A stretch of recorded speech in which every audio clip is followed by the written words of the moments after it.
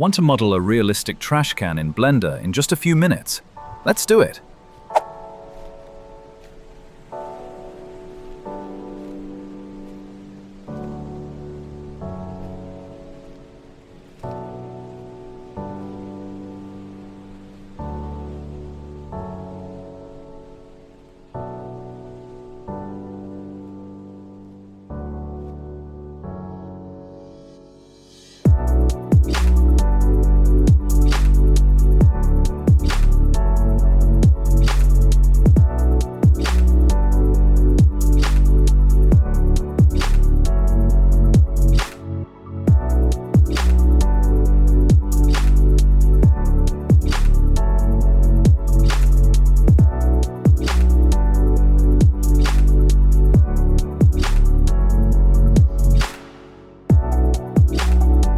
If you enjoyed this tutorial, don't forget to like and subscribe for more Blender tips.